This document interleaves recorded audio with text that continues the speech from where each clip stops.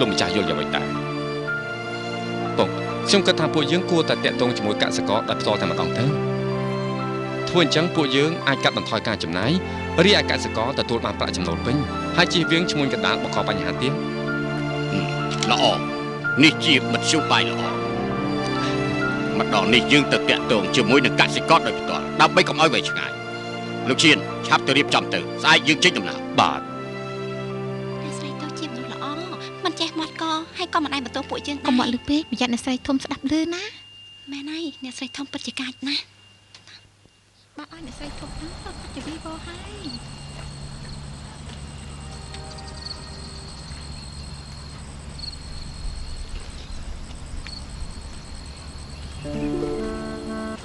សភាពការខាងក្រៅជួនច្បល់ណាស់មិនដឹងថាពុកនឹងម៉ែយ៉ាងម៉េចហើយទេមិនដឹងជាសុខទុក្ខគាត់យ៉ាងណាហើយយ៉ាងទៀតសិចបងមិនដឹងថាសង្គ្រាមនេះមានប៉ះពាល់ដល់ភូមិរបស់គាត់ឬយ៉ាងណានោះទេអ៊ីអា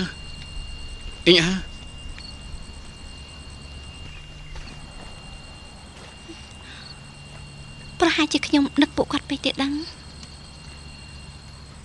អ៊ីអាសិចបងគឺសិចបងមែនទេសិចបងអ៊ីអាសិចបងគឺពិតជាបងមែន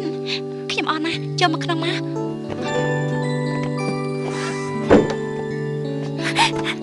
សិចបងហេតុអីក៏បងមកទីនេះសភាពការខាងក្រៅយ៉ាងម៉េចខ្ញុំកំពុងតែនឹកបងហើយនឹកដល់ពុកម៉ែទៀតផងខ្ញុំបារម្ភណាស់បងក៏បារម្ភពីអូនដែរអូនរស់នៅក្នុងគ្រួសារធំត្រូវពួកកងទ័ពអុកប្លុកឆក់ប្លន់បងឃើញអូនមិនអីបងសប្បាយណាស់ហេតុអីបានជាបងមកវិញមិនខ្លាចលោកម្ចាស់គោតាមចាប់បងទេហ៎បងមិនចង់រស់នៅលាក់មុខពាក់ក្រោយទៀតទេបងទៅជួបគាត់មានធ្វើបាបបងទេឥឡូវនេះក៏អត់ធ្វើអីបងទេប៉ុន្តែបងដឹងថាគាត់មិនអាចភ្លេចគំនុំបានឥឡូវបងនៅផ្ទះសំណាក់គាត់មករកបងពេលណាក៏បានដែរផ្ទះសំណាក់បងបានជាមកដល់ហើយមិនក៏មិនទៅផ្ទះវិញក្នុងផ្ទះមានបងខ្ញុំមានភាពកក់ក្ដៅណាស់អូនពិតជាមិនដឹងអីមែនទេលោកគ្រូនាំគ្នាចាក់ចេញពីទីនេះហើយបងតាំងពីតូចដល់ធំខ្ញុំមិនអាចធ្វើកិច្ចការខ្លះជួយដល់ពុកទេហើយនេះឲ្យម្ដងនេះសូមពុកទុកឲ្យខ្ញុំជួយកិច្ចការរបស់ពុកខ្លះទៅឯងរៀបការថ្មីទើបតែត្រឡប់មកវិញប្រញាប់ទៅទៀតតើអ៊ីងគិតយ៉ាងម៉េចពុកអ៊ីងប្រកាសជាយល់អ៊ីងក៏ចង់ឲ្យខ្ញុំជួយបម្រើកិច្ចការរបស់ពុកដែរដូច្នេះខ្ញុំសម្រេចចិត្តបែបនេះនាងមិនចំទាស់ទេអ៊ីងធ្វើឲ្យយល់ដឹងច្រើនណាស់ប៉ុន្តែនៅខាងក្រៅសភាពការមិនស្រួលតាមផ្លូវក៏មិនស្រួលដែរពុកបើសិនជាពុកមានការបារម្ភឲ្យលោកមេការឈានទៅជាមួយកូនក៏បានដែរបាទខ្ញុំអាចទៅជាមួយដល់ប្រុសបានលោកម្ចាស់ទេយើងក៏ទៅដែរពុកបើសិនជាពុកមិនទុកពេលខ្ញុំទេខ្ញុំធ្វើយ៉ាងម៉េចអាចចេះការងារទៅបានបើឯងពិតជាតាំងចិត្តយ៉ាងនេះយើងឲ្យឯងទៅជាមួយពុកលោកឈាននៅទីនេះជួយមើលការខុសត្រូវម្ដាយឯងមើលការខុសត្រូវក្នុងផ្ទះយើងសម្រេចចិត្តអញ្ចឹងចុះ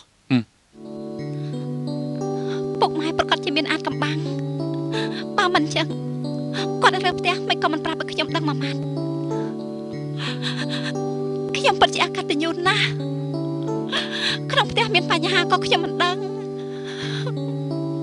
អូនកុំអាគិតអ្វីព្រាបដែរមើលទៅពួកគាត់ប្រហែលជាប្រញាប់ទៅពេកប្រាប់អូនមិនទាន់នៅពេលដែលរៀបចំស្រួលបួលហើយពួកគាត់ប្រហែលជាតាក់ទងអូនចង់តាក់ទងយូរហើយរយៈពេលជាង1ខែមកនេះ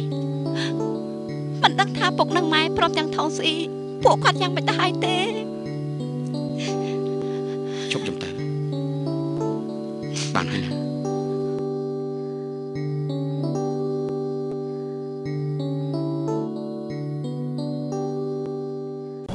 អ៊ី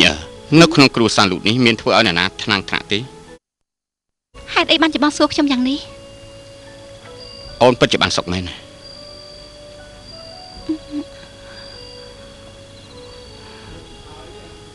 បងមើលយល់អូនមានផលលំបាកទេកុំបារម្ភខ្ញុំមិនអីទេបើអត់មានប្រសាណា ចំណែកបងកុំបារម្ភពីខ្ញុំទៀតបងគួរតែឆាប់រៀបការមានប្រពន្ធហើយមានគ្រួសារមួយត្រឹមត្រូវទៅបងបងបាត់ឯទៅទេស្អីក៏គ្មានអ្នកណាព្រមរៀបការជាមួយបងមិនមែនចឹងទេបងជាមនុស្សស្មោះត្រង់ធ្វើអ្វីៗយល់ពីការពិតប្រកាន់សច្ចធម៌តែងតែជួយដល់អ្នកដទៃស្រីណាដែលមិនពេញចិត្តបងនោះសូម្បីតែអូនក៏មិនពេញចិត្តបងដែរទៅគិតអ្នកដទៃធ្វើអីទៀតបងមិនល្អដូចអូននិយាយទេបើមិនចឹងរហូតដល់ពេលនេះគ្មានអ្នកណាស្រឡាញ់បងអ្នកណាថាបងនិយាយពេញចិត្តបងណានិយាយពីឈ្មោះបងគាត់សរសើរបងភ្លាមកុំស្ដាប់នាងមនុស្សស្រីដូចជាឈួតលីលើមិនដែលនិយាយកាប់ពិតទេបើបងមិនជឿបងទៅសួរគេទៅការពិតគាត់ប្រាប់ខ្ញុំចឹងមែនកុំទៅសួរនាងហេតុអីទៅបងរាប់អានយាយដូចជារាប់អានថងស៊ីតែគ្មានអារម្មណ៍ដូចនាងនិយាយទេមនុស្សសេចចេតនាគឺយើងអាចបណ្ដោះបានម៉ែថ្លើមធំហ៊ានហៅប្រុសខាងក្រៅមកជួបក្នុងផ្ទះផងក្នុងភ្នែកនាងមានឃើញហៅចង់ឪពុកក្មេកម្ដាយក្មេកទេយើងអាម៉ាស់មុខដោយសារនាងខ្លាំងណាស់ម៉ែ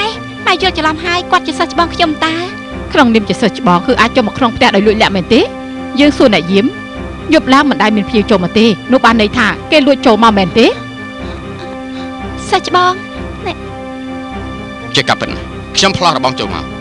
ប៉ុន្តែខ្ញុំមានផលលំបាករបស់ខ្ញុំផលលំបាកអីឯងមានអាកំបាំងអីទេដឹង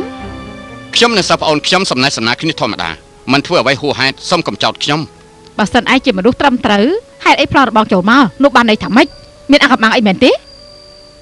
ក្នុងនាមជាអ្នកស្រីគ្រួសារត្រកូលលក់មិនគួរប្រើសម្ដីបែបនេះអ្នកស្រីនិយាយនេះប៉ះពាល់ដល់អ្នកស្រីយ៉ាងម៉េចខ្លះឃាតករដូចឯងគ្មានសិទ្ធិអីមកនិយាយជាមួយយើងទេអ្នកស្រីថាម៉េចសូមអ្នកស្រីនិយាយម្ដងទៀតបងលីចេងមិនអាចនិយាយជាមួយម្ដាយក្មេកខ្ញុំចឹងទេបើគេទុកនាងជាកុំភាសាគេមិនត្រូវនិយាយបែបនេះទេបងលីចេងខ្ញុំសូមបបអីអូនពិតជាទុនខ្សោយណាស់ឯងចូលមកផ្ទះយើងឲ្យលួចលាក់ហ៊ានចោតយើងស្ដីឯងទៀតអាជួយទៅហៅលោកម្ចាស់អ្នកប្រុសម្នេះចាំមើលពួកគេនិយាយថាម៉េចទៀតចាអ្នកស្រីម៉ែមានរឿងអីបានជាឲ្យគេទៅតាមខ្ញុំមកទាំងយប់លោកម្ចាស់លោកមើលចោះអេលីជីងការពិតគឺឯងទេហេតុអីបានជាមិនប្រាប់យើងបាត់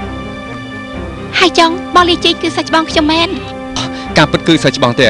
ខ្ញុំចង់ជួបសាច់ច្បងយូរហើយអ៊ីងតែងតែនិយាយពីសាច់ច្បងមកសាច់ច្បងសូមជើញអង្គុយដែលអង្គុយទៅអូនគេឈ្មោះលីជីងប្រាប់អូនទៅចោះណាបងប្អូនរបស់អ៊ីងនៅភូមិតកូលីវគឺម្នាក់នឹងហើយជាអ្នកជួយយើងដោះស្រាយអង្គយើងគួរតែអរគុណគេផងទៅដល់ទោះជាអ្នកមានគុណក៏ត្រូវតែស្គាល់ពីច្បាប់ទម្លាប់ដែរពេលថ្ងៃបើកទ្វារចំហគេមិនចូលមកបែរជាផ្លោះរបងចូលមកធ្វើយ៉ាងនេះតើសមទេអូនមិនបានជានិយាយអញ្ចឹងតាមការពិតនេះគឺមកពីអ្នកស្រីលូយល់ច្រឡំនឹងខ្ញុំប៉ូលីសជីងកុំនិយាយអ្វីទេអ៊ីឯងនិយាយមកឆាប់និយាយប្រាប់យើងមកពេលថ្ងៃមិញខ្ញុំមកម្ដងតែគេមិនឲ្យខ្ញុំចូលព្រោះថាមានមនុស្សខ្លះមើលងាយខ្ញុំមិនឲ្យខ្ញុំចូលមក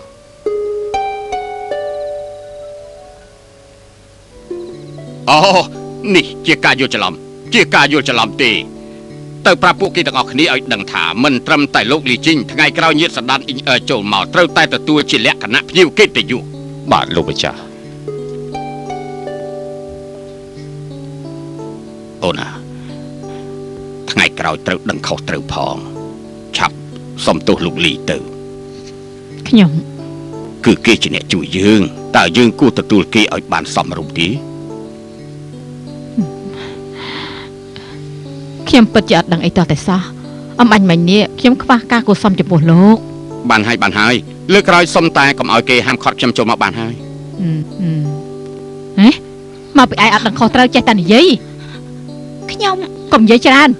ឆាប់ទៅវិញទៅយើងទៅតែបដៅឯងបានហើយរឿងយល់ច្រឡំបានកន្លងផុតទៅហើយសិស្សច្បងឥឡូវបានជួបគ្នាទៅហើយអ៊ីងឆាប់ចូលស្រាល្អមកហេកុំអីលោកគ្រូអ៊ំស្រីរបស់ខ្ញុំមិនដឹងជាណែណាខ្ញុំត្រូវតែប្រញាប់តាមរកពួកគាត់មិនអាចនៅទីនេះបានទេថាម៉េចពុកម៉ែគាត់បាត់ខ្លួនហើយអ៊ីងក៏មិនដឹងដែរលោកម្ចាស់លោកលាសិនហើយជប់សិន